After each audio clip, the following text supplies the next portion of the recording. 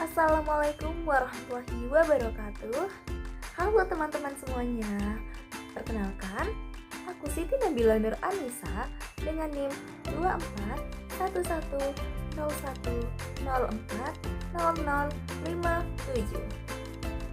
Baik, sebelum memasuki materi pada hari ini, saya ada sebuah lagu yang saya ingin nyanyikan terlebih dahulu. Sayyidina Bilal bin Rabah, muadzin Islam yang pertama, melantunkan azan memanggil seluruh umat menunaikan salat.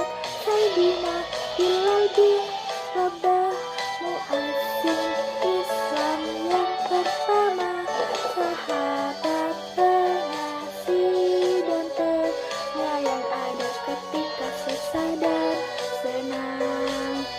Sayyidina Bilal bin Rabah, muadzin Islam yang pertama, walau asing di dunia, muliakan di surga. Muadzin Rasulullah. Teman-teman, pernahkah kalian mendengar kisah Bilal bin Rabah? Apa saja sih sifat yang bisa kita teladani dari Bilal bin Rabah? Yuk simak materi hari ini. Teman-teman, Bilal bin Rabah merupakan seorang muadzin pertama yang terkenal pada zaman Rasulullah SAW. Bilal bin Rabah merupakan putra dari seorang ayah yang bernama Rabah dan ibu yang bernama Yamamah, seorang budak berkulit hitam yang tinggal di Mekah. Karena ibunya lah sebagian orang memanggil Bilal dengan sebutan Ibnu Sauda atau putra wanita hitam. Bilal dibesarkan di kota Ummul Qura atau Mekah sebagai seorang budak. Bilal merupakan budak dari keluarga Bani Abu Dar yang bernama Umayyah bin Khalaf, tokoh kaum kafir yang terkenal. Ketika Rasulullah mengumandangkan kalimat tauhid di kota Mekah, Bilal termasuk orang yang pertama kali masuk Islam dari kalangan seorang budak, sehingga Bilal merasakan berbagai macam kekerasan, siksaan, dan kekejaman yang mendera tubuhnya.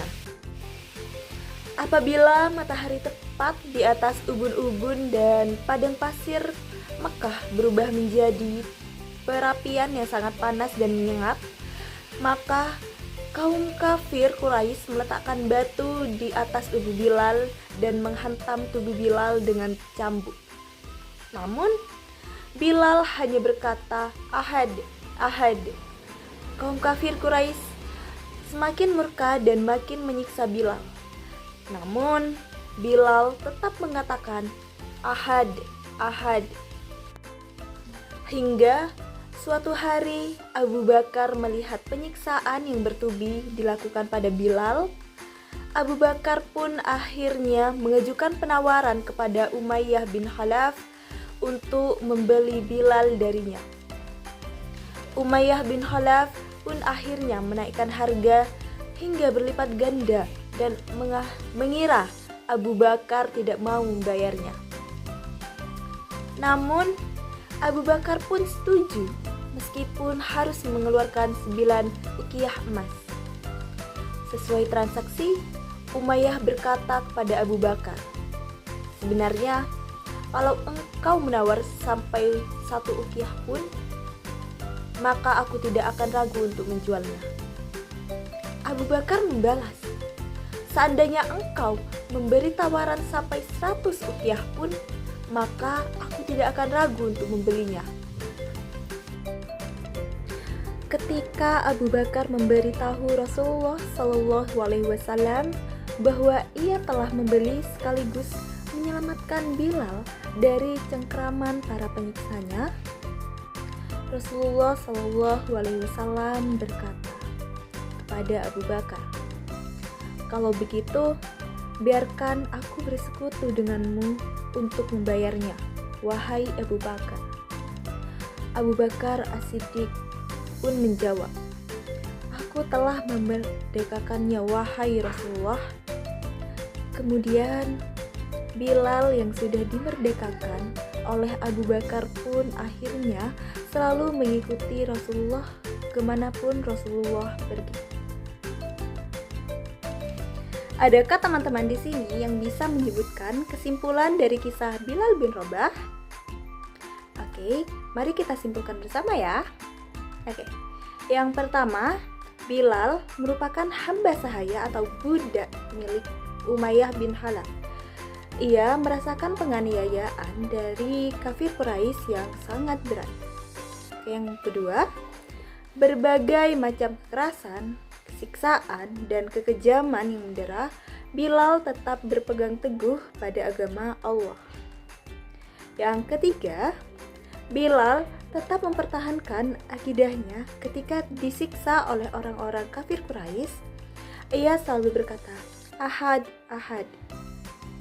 Yang keempat, melihat penyiksaan yang dialami oleh Bilal bin Rabah, sahabat Nabi yaitu Abu Bakar As-Siddiq memerdekakan dengan cara membayar Bilal kepada majikannya. Dan yang terakhir, kisah Bilal merupakan salah satu contoh orang yang sabar dan tabah dalam menghadapi cobaan.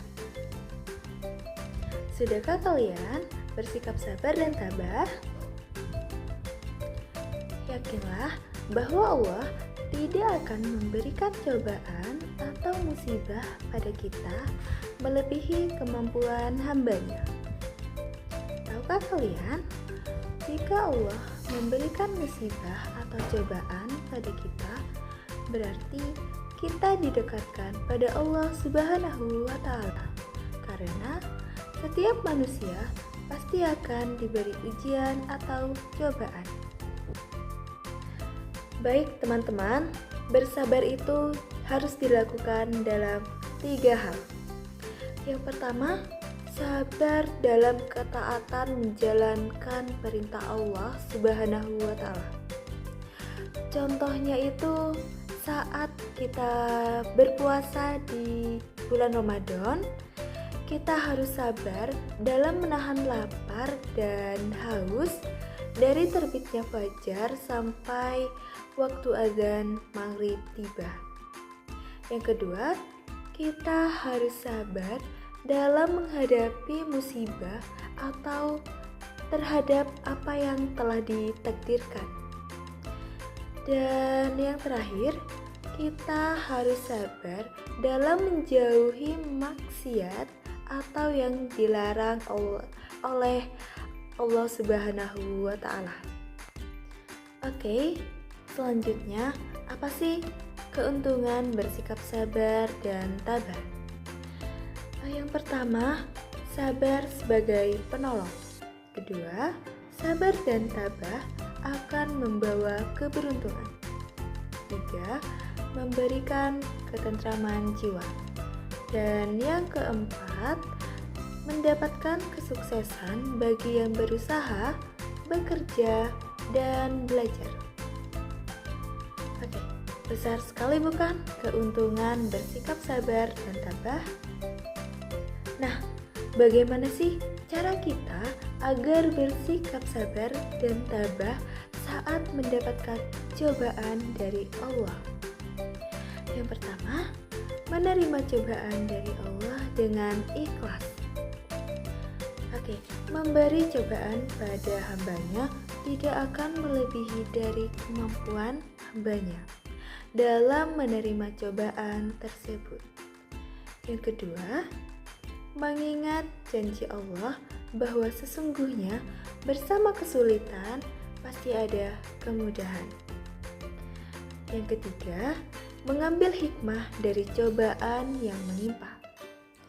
Sepahit apapun cobaan yang kita terima, pasti ada hikmah atau kebaikan yang lainnya.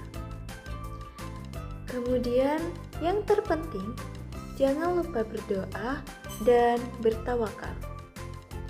Yakinlah pada Allah adalah satu-satunya yang dapat memberi pertolongan dan jalan keluar pada semua cobaan yang kita hadapi. Baik, selesai sudah materi tentang indahnya berperilaku terpuji, tabah dan sabar melalui kisah Bilal bin Rabah. Semoga materi kali ini bermanfaat bagi teman-teman semuanya. Terima kasih. Wassalamualaikum warahmatullahi wabarakatuh.